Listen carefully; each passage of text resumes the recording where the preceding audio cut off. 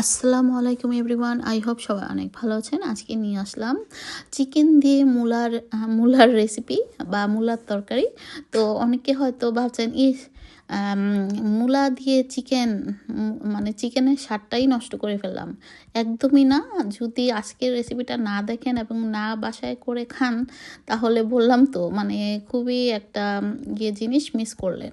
তো চলুন দেখে নিই। এখানে আমি একটা বড় মূলা এনেছিল, সেটা থেকে কিছুটা অংশ কেটে আমার হাজব্যান্ড বললো যে চিকেন দিয়ে রান্না করতে। তো সেই অনুযায়ী আমি রান্না করতে চলে আসলাম। তো প্রথমে হাঁড়িতে দিয়ে দিলাম গরম মশলাগুলো, মানে আস্ত গরম মশলা, আর দিয়ে দিলাম পেঁয়াজ কুচি, আদা রসুন পেস্ট, টমেটো কুচি, লবণ দিয়ে মশলাটাকে কষিয়ে নিচ্ছি। আর তেলটা তো দেখেছেনই কতটুকু দিয়েছি, খুব বেশিও না খুব কমও না।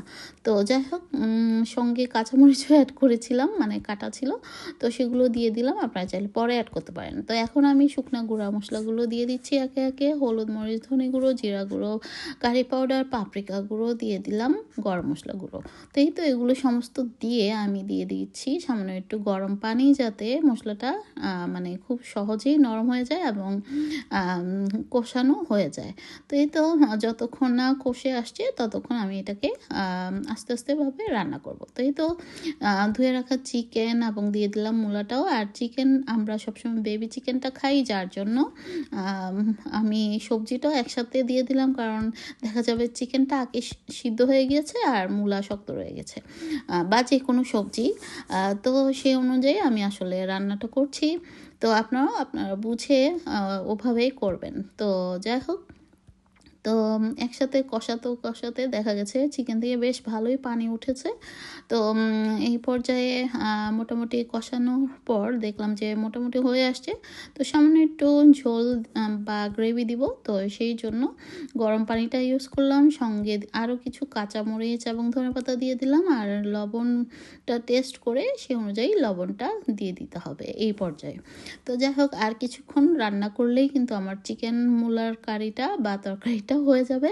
আর এটা খেতে সত্যি খুব ভালো লেগেছে। আমার তো ভালোই লাগে মূলা খেতে। আপনাদের কার কার মূলা খেতে পছন্দ অবশ্যই কমেন্টস করে জানাবেন।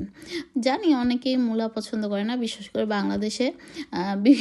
বাংলাদেশে আসলে মূলা থেকে একটা গন্ধের কারণে, মানে একটা যে ফ্লেভারটা আসে সেটার কারণে অনেকেই মূলা খেতে চায় না। তবে মূলা কিন্তু অনেক ভালো, উপকারী একটা জিনিস। তো অবশ্যই খাবেন।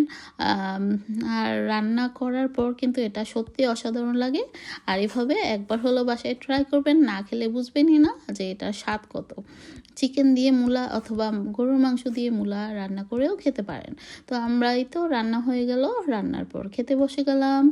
তো সত্যি অসাধারণ হয়েছে। তো আজ এ পর্যন্তই।